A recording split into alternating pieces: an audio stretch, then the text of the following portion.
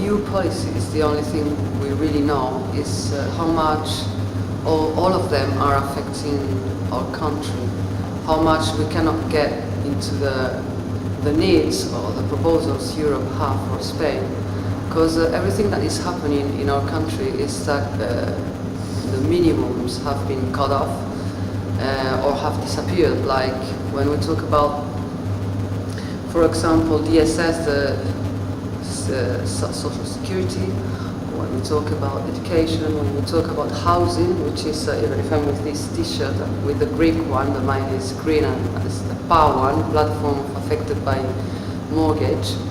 And our fighting is just because of that. If we've got our wages cutted thanks to all that Europe thing, we've got the social security, we don't have, we're privatizing social security, we're privatizing education, we're privatizing our lives towards Spain.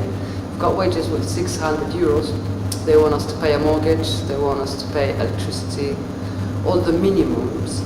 So what means they live in a whole country, 80% of the country, with a lot of difficulties. I don't know if the 80%, but at least the 80% we are aware of the scam that they're trying to sell us, which is this idea of Europe.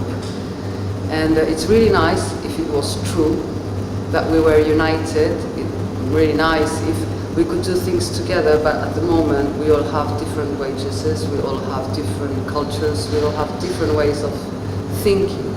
And even so, we have really a lot of difficulties in communicating and getting into similarities in the way of acting even. I talked before about the words. We don't believe in politicians. We really believe our politicians in Spain are mafia and they are criminals because they are leaving everybody in a very, difficult situation. We don't believe in a crisis. We believe in a scam, in a fraud. And the only thing we know is that they're taking advantage of, our really good intentions.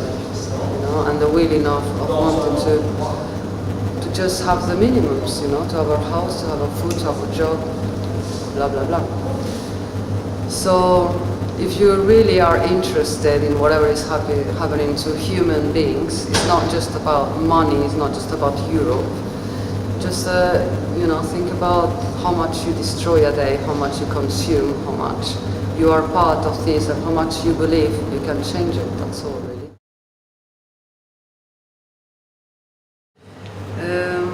I don't know if this is personal or part of my whole group we are part, but the policies we fight for are like those who leave people in a really horrible state. We don't care about what we are talking about. As I said before, it's about housing, about whatever we talk about.